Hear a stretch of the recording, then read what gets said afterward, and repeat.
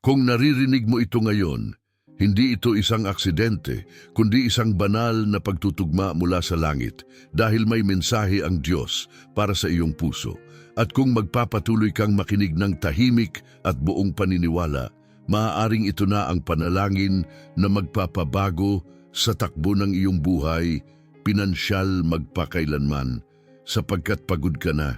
Hindi ba pagod ka na sa paulit-ulit na problema sa pera, sa mga bayaring hindi matapos-tapos, sa mga panalangin na tila walang kasagutan, sa mga pangakong hindi natutupad, at sa mga gabing hindi ka makatulog sa kaiisip kung paano mo mapapakain ang iyong pamilya bukas.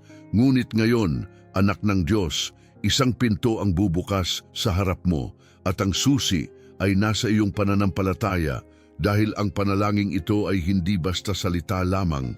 Ito ay isang tawag mula sa langit na nagsasabing oras na upang maranasan mo ang yaman, kaginhawaan at kalayaan mula sa pagkakautang. Ngunit kailangan mong makinig, tahimik, mataos puso at walang pag-aalinlangan dahil kapag ginawa mo ito, ang langit mismo ang kikilos sa iyong pabor. Mararamdaman mong parang may lumuluwag sa dibdib mo habang binibigkas ang bawat salita.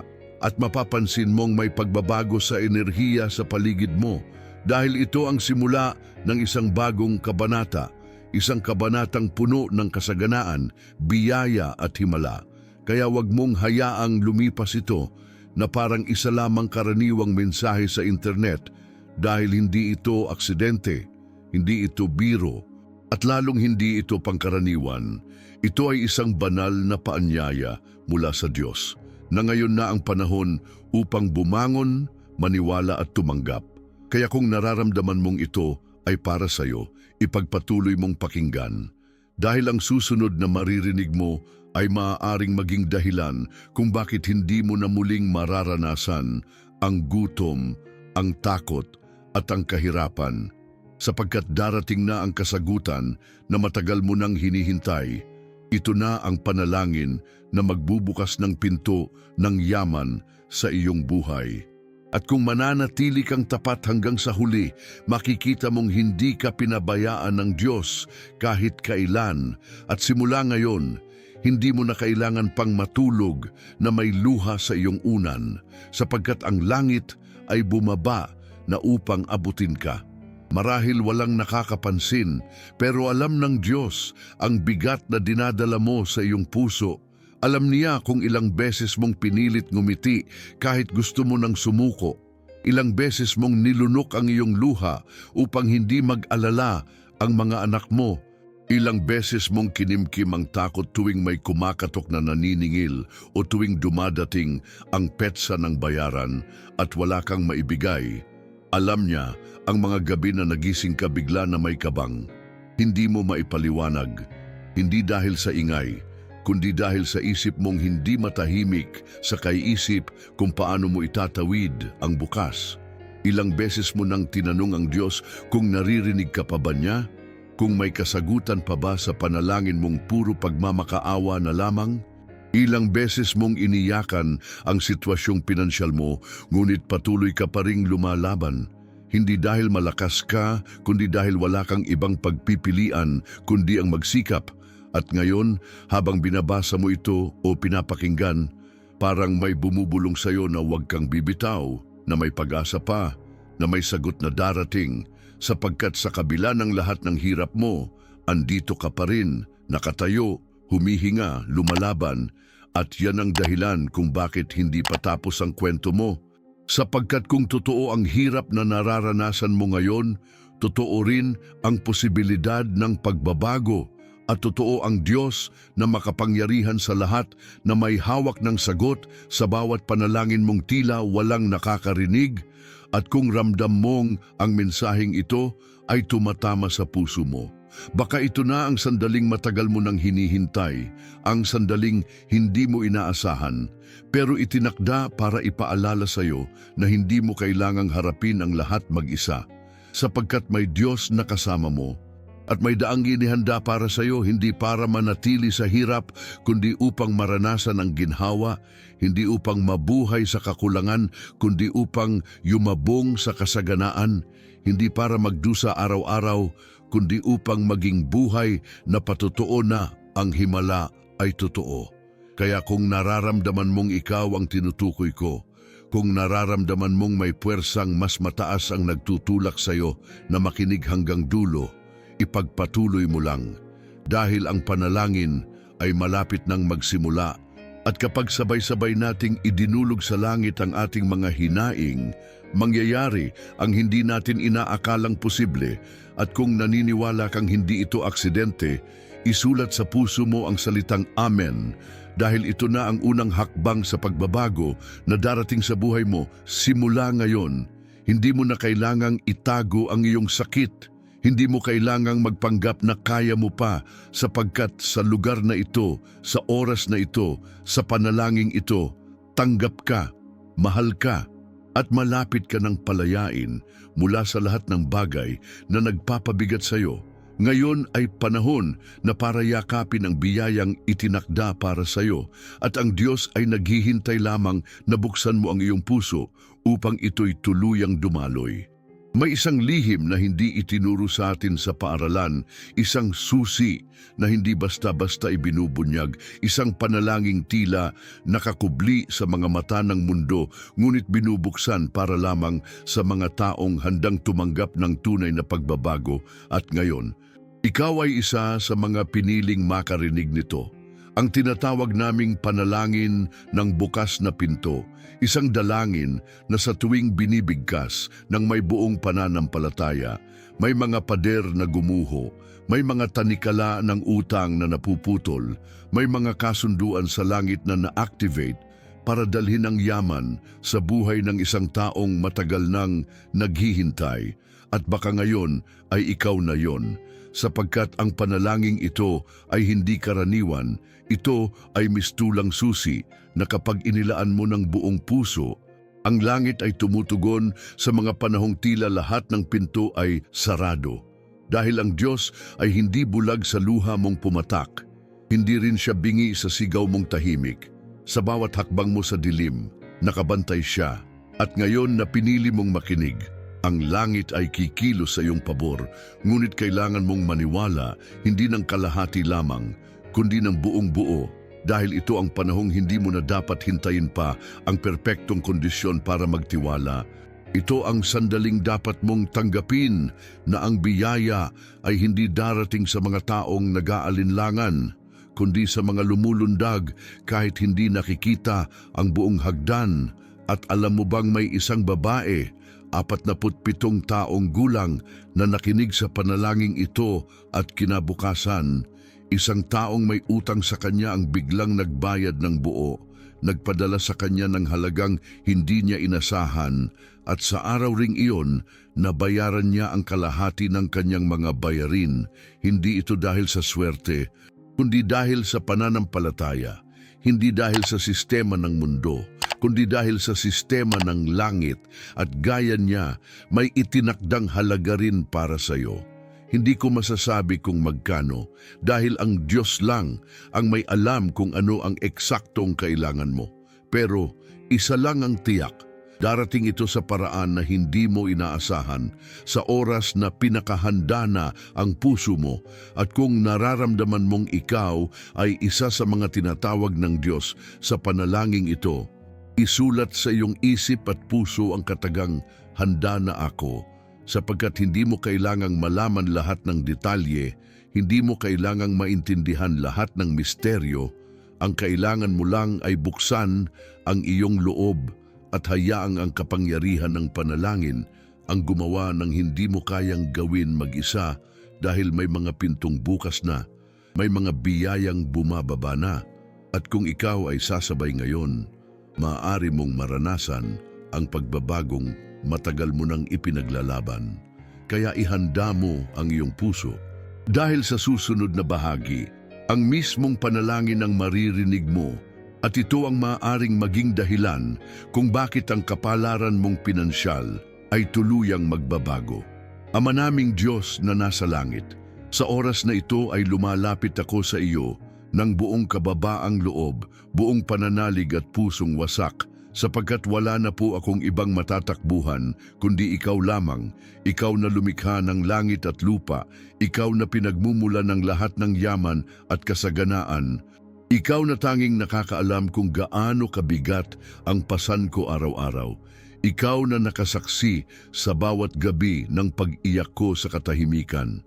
Sa bawat araw na pilit kong itinatago ang takot ko sa harap ng mga anak ko. Sa bawat sandaling nananalangin akong maranasan ko rin ang sagot, ang tulong, ang himala, ang liwanag, ang laya.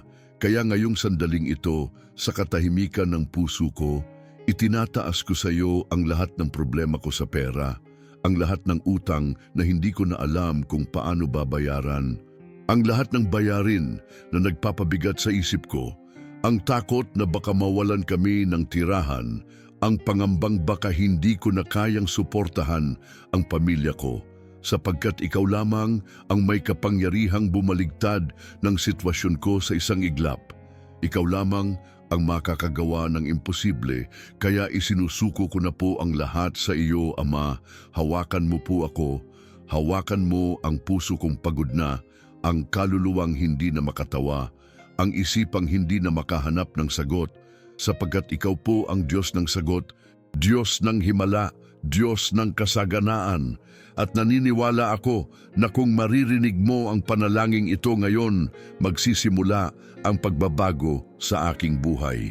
Panginoon, inaamin ko po na marami na akong pagkakamali, maraming maling desisyon, maling paghawak ng pera, maling tiwala sa maling tao, maling paglalagay ng pag-asa sa sarili kong lakas, at hindi ko po ito itinatanggi, sapagkat batid ko po na isa ito sa mga dahilan kung bakit ako napahamak sa ganitong sitwasyon. Ngunit ngayon, Ama, hinihingi ko po ang iyong kapatawaran. Patawarin mo po ako sa lahat ng pagkukulang ko bilang tagapangalaga ng mga biyayang ipinagkaloob mo. Patawarin mo po ako sa mga panahong hindi ako nagtiwala, sa mga pagkakataong nilapitan ko ang mundo imbes na ikaw, sa mga sandaling binaliwala ko ang mga paalala mong dumulog sa iyo. Patawarin mo po ako, Ama, sapagkat ngayon ay nais ko pong itama, ngayon ay nais ko pong lumapit sa iyo, hindi dahil sa desperasyon lamang, kundi dahil naniniwala akong kahit kailan, hindi mo ako iniwan, kahit kailan, hindi mo ako pinabayaan, at kahit ngayon, kahit hindi ko pa nakikita ang kasagutan, pinipili kong maniwala na may ginagawa ka na para sa ikabubuti ko, sapagkat ang puso mong mapagpala ay hindi kailanman natutulog, at ang mga kamay mong makapangyarihan ay palaging gumagawa ng daan para sa mga anak mong umaasa sa iyo ng buong buo. Ngayon, Ama, dumadalangin ako hindi lamang para sa sarili ko, kundi para rin sa bawat isa na sabay-sabay ngayong nananalangin, bawat ama na hindi na alam kung paano babangon, bawat ina na pilit tinatago ang sakit habang pinapakain ng kanyang mga anak, bawat anak na nawawalan na ng pag-asa dahil sa paulit-ulit na kahirapan sa pamilya, bawat manggagawa na hindi na alam kung bakit kahit anong sipag ay hindi pa rin sapat, bawat negosyanteng nalulugi, bawat nanay na may karamdaman pero hindi makabili ng gamot dahil mas pinipiling unahin ang pagkain ng mga anak, bawat taong nababalot ng utang, ng takot, ng pagkalito at kawalang pag-asa. Ama, dinirinig mo po kami, naririnig mo ang bawat himutok, bawat buntong hininga, bawat panaghoy na walang tinig. At ngayon po hinihiling namin mula sa pinakailalim ng aming mga kaluluwa, buksan mo po ang pintuan ng langit, buhusan mo po kami ng biyayang sapat upang mapalaya kami sa lahat ng ito. Sapagkat hindi namin ito kayang lampasan mag-isa, hindi namin kayang bayaran ang lahat ng ito sa sarili naming paraan. Kaya humihingi kami ng tulong sa iyo, Ama, at alam naming ikaw ay tapat. At kung sinabi mong hindi mo kami pababayaan, mananatili ka sa pangakong iyon magpakailanman. Ama naming Diyos, ngayon ay itinataas ko sa iyo ang bawat butil ng luha na pumatak mula sa mga mata ko, mga luha ng pagod, luha ng takot, luha ng pagkabigo, luha ng pagkadismaya sa sarili at sa mundo, sapagkat wala nang mas matapat na panalangin kundi ang panalangin galing sa puso ng taong basag na, ng taong wala nang itinatago, ng taong handang isuko ang lahat dahil wala nang ibang daan, kundi ikaw at ako po yun, Ama. Ito na ang buong ako, walang kayamanan, walang pag-aari, walang maskara, walang peke, ito ako. Ang anak mong nangangailangan ng tulong, ng habag, ng direksyon, ng himala, at alam kong hindi mo ako itataboy. Alam kong hindi mo ako lalayuan. Dahil kilala mo ako bago pa man ako matawag ng mundo sa pangalan ko. Kilala mo ang lahat ng takbo ng puso ko. At kahit alam mong maraming beses akong tumalikod, minahal mo pa rin ako. At ngayon na humihingi ako ng tulong, tinatanggap mo ako gaya ng isang ama na bukas palad na tinatanggap ang anak niyang matagal nang nawawala. Kaya Ama, salamat po, salamat, dahil alam kong bago pa man ako lumapit, ikaw ay naghihintay na, nakahanda na ang yakap mo, ang pagpapala mo, ang plano mong mas maganda kaysa sa naiisip ko. At ngayon po Ama, tinatanggap ko sa aking puso na may yaman kang inilaan para sa akin, hindi upang magyabang, kundi upang gamitin sa kabutihan, sa pagtataguyod ng pamilya ko, sa pagtulong sa nangangailangan, sa pagbabalik sa simbahan mo, sa pagharap sa mga bayarin na tila imposible ko nang lampasan. Tinatanggap ko po na may panibagong kabanata ang buhay ko at ang kabanatang ito ay puno ng kasaganaan, puno ng kapayapaan, puno ng kagalakan at puno ng tagumpay, sapagkat hindi ko ito tinatanggap dahil sa sariling kakayanan, kundi dahil sa biyayang dumarating mula sa iyo. Kaya Ama, sa pangalan ni Jesus, humihingi ako ngayon ng pagbubukas ng kalangitan, isang bukas na pinto na walang sinumang tao o kaaway ang maaaring magsara, isang pagpapala na dadaloy sa bawat aspeto ng buhay ko, mula sa kalusugan, sa relasyon, sa trabaho, sa negosyo, sa bawat sentimong dadaan sa aking kamay, hinihiling ko na basbasan mo, Ama, upang lahat ng darating ay hindi lang maging sagot sa panalangin, kundi maging binhi rin ng mas malaking himala para sa mga taong nakapaligid sa akin. At sa bawat kapatid ko na nakikinig at nananalangin ngayon, sabay-sabay naming sinasabi, Panginoon, kami po ay handa nang tanggapin ang kasaganaan na naayon sa iyong kalooban. Handa na pong hawakan ng may katapatan ang mga yaman na ipagkakaloob mo.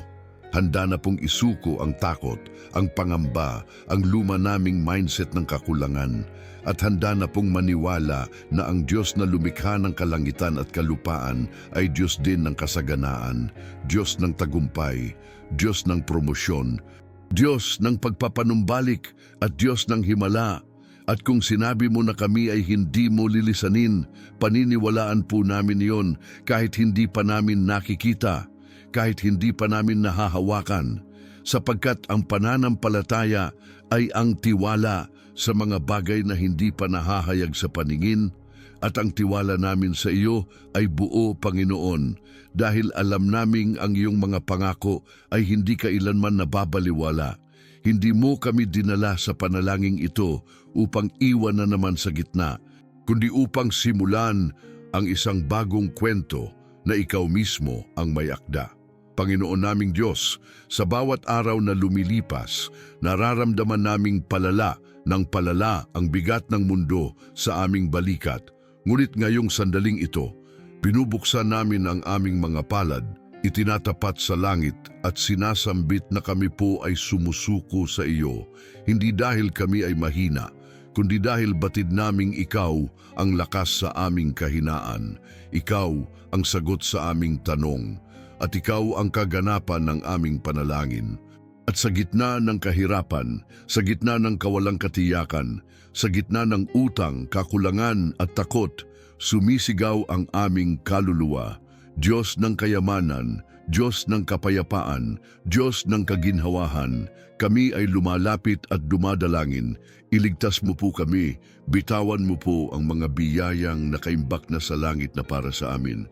Ibuhos mo po ngayon ang mga biyayang magpapalaya sa amin sa tanikala ng pagkakautang, mga biyayang magbubukas ng bagong pintuan ng oportunidad.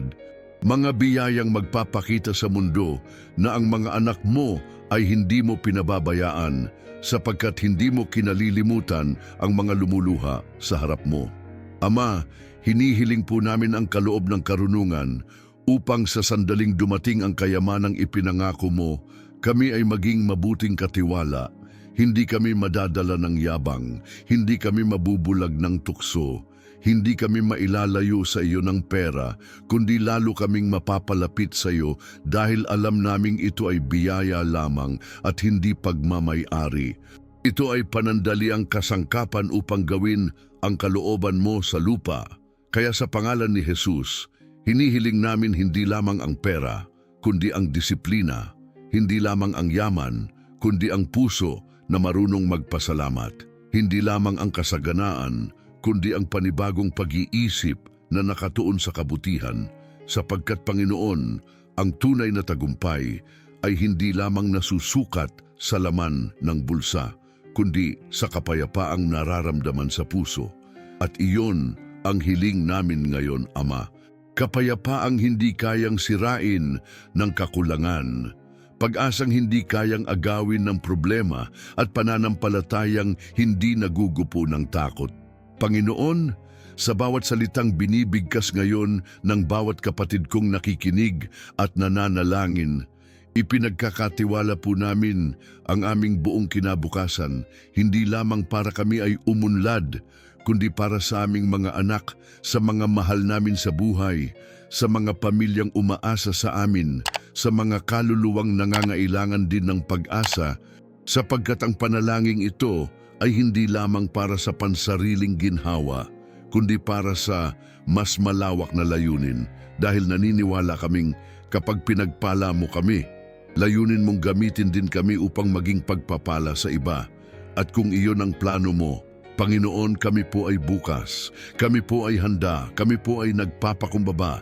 Gamitin mo po kami, Ama, upang maging liwanag sa gitna ng dilim ng kahirapan, upang ang bawat halagang darating sa amin ay maging daluyan ng kabutihan, upang ang bawat sentimo ay maging binhi ng biyaya, upang sa pamamagitan ng aming tagumpay, makikita ng iba na may Diyos na buhay, Diyos na tapat, Diyos na tumutugon, Diyos na umaangat, Diyos na sumasagot sa panalangin. At sa mga oras na ito, habang sabay-sabay naming sinasambit ang panalangin ito, habang ang aming puso ay kaisa sa iyong espiritu, hinihiling namin ang isang tanda mula sa langit, isang pahiwatig na narinig mo kami, isang senyales na hindi ito walang saysay, na ang panalangin ito ay umabot sa iyong trono. Maaring sa anyo ng tawag mensahe, bigla ang oportunidad. Hindi namin alam kung paano, hindi namin alam kung kailan, ngunit naniniwala kami na darating ito, sapagkat ikaw ay Diyos na kumikilos sa tamang oras, sa pinakamagandang paraan, at kung kailan pinakahanda na ang aming puso. Kaya Ama, hinihintay namin ang iyong kilos, hindi sa takot, kundi sa pananampalataya, hindi sa pagkabalisa, kundi sa kapayapaan, dahil alam naming hindi kailanman nahuhuli ang iyong kamay. At ngayon, Panginoon, habang nakapikit ang mga mata naming puno ng luha at nakataas ang aming mga kamay bilang tanda ng pagsuko at pananampalataya, sabay-sabay naming sinasambit mula sa kaibuturan ng aming mga kaluluwa, Diyos ng himala. Gawin mo po ang hindi namin kayang gawin. Ilabas mo po ang kayamanang matagal nang nakaimbak para sa amin. Ilapit mo po ang taong may dalang biyaya. Buksan mo po ang pinto ng trabaho, negosyo, o koneksyon na magdadala ng panibagong kabanata sa aming buhay. Huwag mo pong hayaan na matapos ang linggong ito na wala kaming maramdamang pagbabago, dahil ang puso naming ito ay umaasa na may darating, umaasa na may gagawin, umaasa na ikaw ay kikilos para sa ikalalaya ng aming buhay pinansyal, at habang sinasambit namin ang panalangin ito, nararamdaman naming may nangyayaring hindi nakikita ng mata. Ngunit dama sa puso sapagkat may kapangyarihang bumababa mula sa langit, may liwanag na dumadaloy sa kaluluwa, may hangin ng kaginhawahan na dumarating sa aming mga puso, at alam naming hindi ito ordinaryo, ito ay ang presensya mo, Panginoon. Ito ay ang mismong Espiritu mong gumagalaw sa oras na ito. Ama, kung may mga hadlang na hindi pa namin alam, kung may mga sumpa, kasalanan, pagkakautang sa espiritual na mundo na humahadlang sa pagdaloy ng biyaya, hinihiling po namin ngayon ay putulin mo, linisin mo, palayain mo kami sa anumang tanikala ng kahirapan, kasalanang minana, maling paniniwala, maling pamumuhay. Lahat ng iyon ay isinusuko namin sa iyong paanan dahil nais naming magsimula muli, nais naming mamuhay ng may malinis na intensyon, bukas na puso at pusong puno ng pananampalataya. Kaya Ama, hipuin mo po kami ngayon isa-isa, kilalanin mo po ang bawat pangalan na nananalangin, ang bawat bahay na pinapasok ng panalangin ito, ang bawat batang natutulog habang ang magulang niya ay umiiyak sa sulok ng kwarto, ang bawat matandang nagdarasal na makabayad ng gamot, ang bawat kabataang nawawalan na ng pag-asa sa kinabukasan. Ama, yakapin mo po silang lahat ngayon, iparamdam mo po na hindi sila nag-iisa, na kahit walang tumutulong sa kanila sa mundo, may Diyos na hindi nagsasawang magmahal at magbigay at hindi kailanman nauubusan ng himala. At kung dumating ang biyayang iyon, Panginoon, hinihiling po namin ang pusong marunong magpasalamat, pusong hindi makakalimot, pusong lalong lalapit sa iyo at magbibigay ng luwalhati sa iyong pangalan, sapagkat hindi ito para sa amin lamang, kundi para sa iyong karangalan. Nais naming maging buhay na patotoo na may Diyos na tumutugon, may Diyos na totoo, at kung kailan wala nang natitirang pag-asa, siya ang lumalapit, siya ang lumiligtas, at siya ang nagpapakita ng bagong simula. At ngayon, Panginoon, sa ngalan ng lahat ng nananalangin ngayon, idinideklara namin, simula ngayon, ang biyaya ay dumarating, ang pintuan ay nabubuksan, ang utang ay binabayaran, ang trabaho ay dumarating, ang negosyo ay sumisigla, ang takot ay nawawala, ang puso ay sumasaya, at ang buhay ay nagsisimulang muli, hindi dahil sa amin, kundi dahil sa iyo. At sa iyo lamang ang lahat ng papuri, parangal at pagsamba, ngayon at magpakailanman. At ngayon, Panginoon, habang kami ay nagkakaisa sa panalangin ito, habang patuloy ang pagdaloy ng luha mula sa aming mga mata at ang aming mga kamay ay bukas sa pagtanggap ng iyong biyaya, hinihiling namin na iselyo mo ang aming panalangin ng pananampalatayang hindi matitinag, pananampalatayang hindi nasusukat ng laman ng bulsa, kundi pananampalatayang nakaugat sa puso. Sapagkat darating ang panahon na kami ay muling susubukin, muling haharap sa mga tanong, muling lalapit sa takot. Ngunit sa oras na iyon, tatayo kami sa katotohanang may Diyos kaming tapat, may Ama kaming kailanmay hindi bumitiw, at may langit na handang bumukas sa tuwing kami ay tatawag. At sa sandaling ito, Panginoon, kami po ay nagpapakumbaba sa harap mo. Tinatanggap namin ang iyong kalakasan, ang iyong pagpapatawad, ang iyong kasaganaan, ang iyong plano, at higit sa lahat, ang iyong presensya na nagbibigay ng kapayapaan na hindi kayang ibigay ng mundo. Turuan mo po kaming huwag nang bumalik sa dati naming pag-iisip na puno ng kakulangan. Huwag na kaming hayaang mabuhay sa mindset ng laging kulang, laging bitin, laging kapos. Bagkus ay palitan mo po ito ng pananaw ng anak ng hari, sapagkat kami po ay mga tagapagmana ng langit. Taglay namin ang pangalan ni Jesus, at sa ngalan niya kami ay may karapatang tumanggap ng lahat ng biyayang inihanda mo ayon sa iyong kalooban, ayon sa iyong panahon, ayon sa iyong kabutihan. Kaya sa oras na ito, Idinideklara naming lahat, ako ay pinagpala, ako ay may kasaganaan, ako ay malaya sa utang, ako ay pinagaling, ako ay binuksan ng pinto, ako ay ginabayan ng Diyos, ako ay minahal, ako ay iniligtas, ako ay panibagong nilikha, at mula ngayon, hindi na ako maglalakad sa dilim ng pag-aalinlangan, kundi sa liwanag ng pananampalataya. At sa pagtatapos ng panalangin ito, Ama, dinadalangin ko po ang bawat kaluluwang umabot hanggang dito, bawat taong hindi bumitaw sa kabila ng pagod, bawat kapatid na patuloy na lumalaban sa kabila ng kawalan, na sa oras na ito ay maranasan nila ang isang kapayapaang hindi nila lubos maipaliwanag, isang katahimikan sa puso na parang may nangyaring hindi nakikita pero siguradong totoo, sapagkat iyon ay ang simula ng kanilang himala, ang pagbubukas ng bagong kabanata, ang sagot na hindi nila akalaing darating sa ganitong paraan, at bagaman hindi namin alam kung kailan at paano, naniniwala kami na darating ito, sapagkat ikaw ang Diyos ng eksaktong panahon, ikaw ang Diyos ng tamang sandali, ikaw ang Diyos ng hindi nauubusan ng sagot, kaya Ama, kami po ay umaasa, kami po ay nagtitiwala, at kami po ay nagpupuri.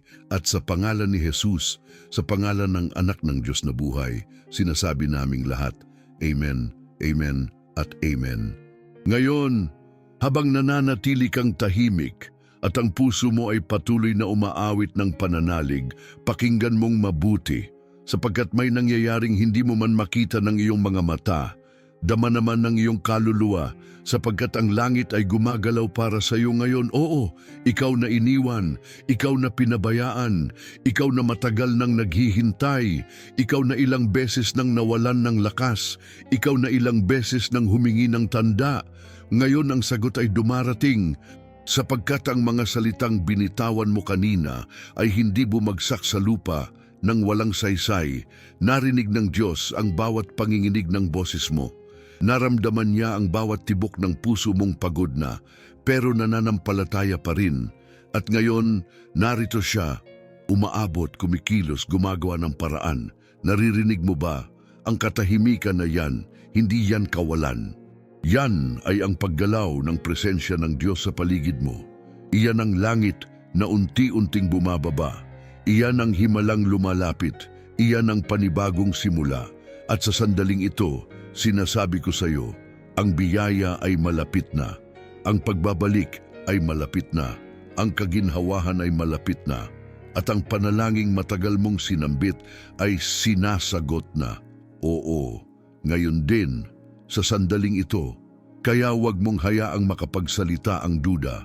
Huwag mong hayaang manalo ang takot, sapagkat kung lalaban ka ngayon gamit ang pananampalataya mo, makikita mong hindi mo kailangang intindihin kung paano dahil ang Diyos ay ang mismong gumawa ng daan sa gitna ng dagat at kaya niya ring buksan ang bank account mong matagal nang sarado.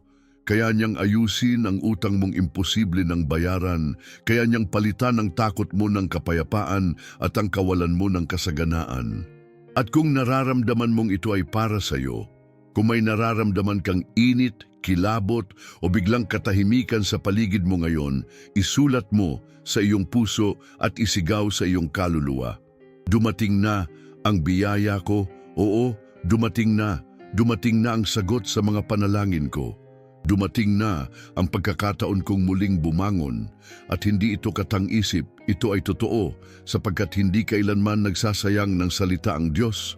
Hindi siya nangako para lang biguin ka at kung binigyan ka niya ng lakas upang makarating sa puntong ito, hindi ka niya iiwan hanggang sa makita mong natupad na ang kaniyang ipinangako. Ngayon, kung naniniwala ka, kung nararamdaman mong ang espiritong ito ay dumadaloy sa puso mo, sabihin mo ng tahimik o isulat mo kung kinakailangan, narito na ang biyaya ko, narito na ang himala ko, narito na ang pagbabago, at sa ngalan ni Jesus, sinasabi ko ngayon, ito na ang bagong kabanata ng buhay mo, ang kabanatang hindi mo na kailangang magkunwaring masaya. Dahil tunay ka ng masaya, hindi mo na kailangang magpanggap na kaya mo. Dahil kaya mo na at hindi mo na kailangang matulog ng may pangamba. Dahil sa gabing ito, ikaw ay papatulugin ng Diyos ng may kapayapaang hindi mo pa naranasan kailanman. Ang iyong paglalakbay ay hindi natatapos dito.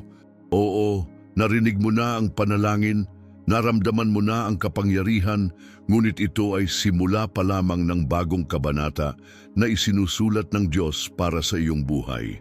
At kung narating mo ang bahaging ito, ibig sabihin ay hindi aksidente ang pagdalo mo rito.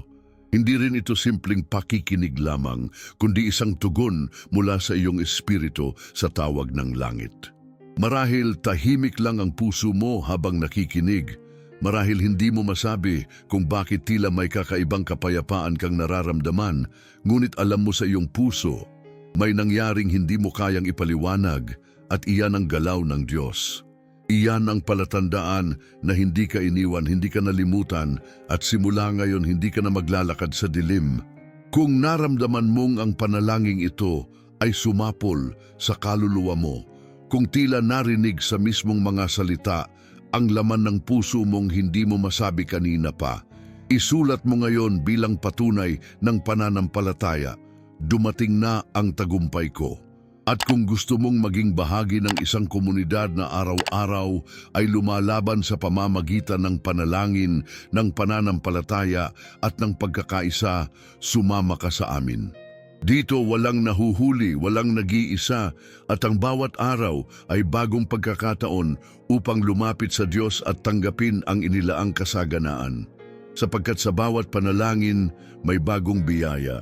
Sa bawat panibagong araw, may bagong bukas. Sa bawat salitang Amen ay may pintong bumubukas na hindi kayang isara ng tao. At kung may nadama kang himala habang pinapakinggan ito, alalahanin mong huwag itong itikom sa loob mo lamang. Dalhin mo ang liwanag na ito sa mga kasama mo sa bahay, sa mga kaibigan mong pagod na, sa mga kapamilya mong nawawala na ng pananampalataya. Sapagkat ang himala ay mas lumalakas kapag ito'y ibinabahagi at ang pananampalataya ay mas tumitibay kapag ito'y isinasabuhay. Kaya ipasa mo ito tahimik man o hayag sapagkat ang panalangin ito ay magpapatuloy sa bawat kaluluwang maaabot ng iyong simpleng pagkilos. At tandaan mong sa bawat pagbalik mo dito, may bagong mensahe ang Diyos para sa iyo. Bukas, naghihintay ang panibagong panalangin, mas malalim, mas makapangyarihan, mas itinakda para sa susunod mong himala. Kaya huwag mong hayaang dumaan ang isang araw nang hindi mo tinatanggap ang imbitasyon mula sa langit. Kung ang panalangin ito ay nagsalita sa kaluluwa mo, kung ito ay naging sagot sa panalangin mong matagal nang walang tinig, isulat mo ngayon, araw ng tagumpay ko ito. At sa huling pagkakataon ngayon, bago mo isara ang panalangin ito, tahimik mong sabihin, "Salamat Panginoon, handa na akong sumunod." Sapagkat sa simpleng salitang iyan, sinisimulan ng langit ang susunod na kabanata ng iyong biyaya. At habang nagtatapos ang mensaheng ito, hayaang ang musika ng pananampalataya ay manatili sa iyong isip. Hayaan mong ang himig ng pag-asa ay magpatuloy sa iyong puso at hayaan mong ang katahimikan ay magsilbing paalala na minsan ang pinakamalalakas na sagot ay dumarating sa gitna ng katahimikan. Kaya ngayon, bago ka umalis, tandaan mo ito, kung narating mo ang dulo ng panalangin ito, ikaw ay pinili ng Diyos upang tumanggap, upang lumaya, upang umunlad, at upang mamuhay sa kapayapaan. Muli, sa pangalan ng bawat isa na naging bahagi ng panalangin ito, sinasabi naming, pagpalain ka nawa ng Diyos. Balikan mo ito tuwing manghihina ka, ulitin mo tuwing tila wala ka nang makapitan, at magbalik ka bukas sapagkat may bagong himalang nakalaan para sa iyo.